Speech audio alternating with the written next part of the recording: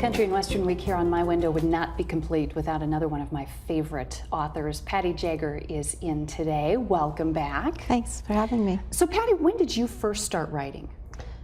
Actually, first was when I was a kid. Okay. I was writing stories with my brother and about with our stuffed animals and stuff. And then in junior high, my friends and I had a continuing story where I would write part, they'd write part.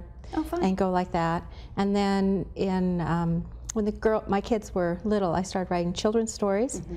And then I kind of bumped it up to mysteries. And then finally I decided once they were in high school, I had the time to really try a career. Mm-hmm. And then that's when I started actually seeking to get published.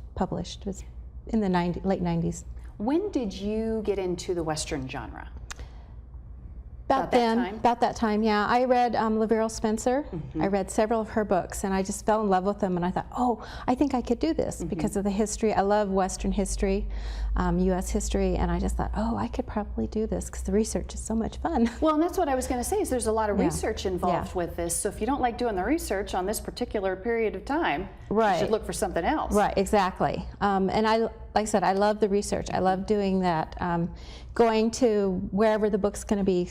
I'm going to have the book placed and go to the historical societies, the museums. You can find a wealth of fun information from the people that work in the historical societies, because they have all the little tidbits that you don't see everywhere else. Right. I found a great story about one of the bars in the Dalles had finger holes under it. So when people would have drinking competitions, they'd stick their fingers up in the holes so they wouldn't fall over. Oh my gosh, well that's handy. Yeah, and really. See, and I wouldn't have known that if I hadn't talked to this little old lady that says, have you seen the bar? It's down in such and such, go check it out. And this is what they used to do. Well, and it's little pieces like that that really make a complete story. Because I always, whenever I find something like that, I have to stick it in. It's just, I can't not. And it's just, when I was researching for the first book, Marshall and Petticoats, there was, I had a kind of an accident-prone character, and when I was researching, trying to figure out where to put her, I found out about the town. It was Susanville at the time, and the miners all had to come down from their mines out of the mountains to get their mail, and they got tired of that, so they stole the post office, the building and all, and took it up the mountain. And so I thought, oh, that is such a perfect town to put an accident-prone person. And I put that little bit of info into the story because I just thought it just made it that much richer to have that information in there. What is it for you, or at what point do you decide that's a book? Oh. How do things strike you like that? Different. Yeah. They all come different ways. My Perfectly Good Nanny story is about, the contemporary Western, and it's about a girl who's on a ranch, remote, and is taking care of her little brother, and her dad has her taking care of him, and she's doing her schoolwork online. And I had happened to hear on the radio, they were talking about a child who had used the credit card and ordered items online, and the parents didn't know until it showed up on their doorstep. Oh, great. So I took that and made it, she ordered a nanny online that shows up at their doorstep in this remote ranch area. So it can be a line in a song that'll trigger an idea for a book.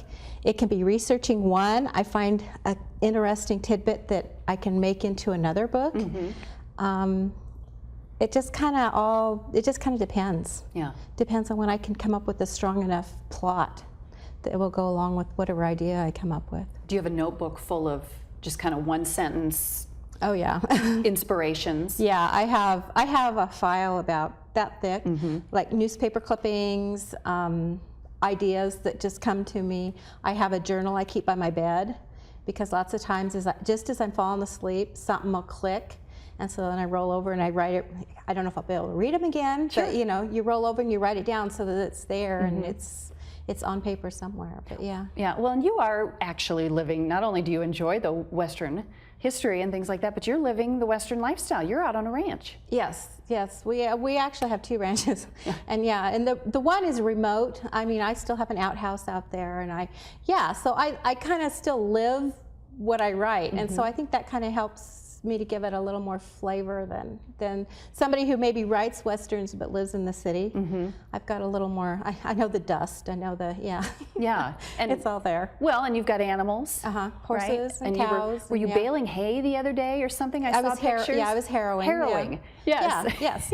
You know, I You were doing it. I do it. Yeah. I do what I write, and that's again in the Perfectly Good Nanny book. I have a scene where there's a cow that's down, and they have to get it up, and I actually wrote that scene 2 days after we did that with a cow. Oh wow. You know, after we had to get a cow up, and so it's just I do kind of put my life into a lot of what I write. So. And what is it about the country and Western lifestyle for you here in Central Oregon that just makes you stay, makes you want to be here? I like the wide openness. I grew up in a real mountainous lots of trees, and I liked it, but you couldn't see, you know, and I like here where you can see a long ways and you get to see people coming and dust clouds, and I mean, there's something about it. It's just the openness, I think, and the sunshine. I love the sunshine. So it's just, I just like the whole outdoorsy feeling. Yeah. And I don't like neighbors close by. The older I get, the more I'm like that too. I'm with you. So we can find your books on your website, which is patyjager.net. Yes, patyjager.net. Great to see you. Thanks. Thank you. Coming up, our musical guest, Russell Newt.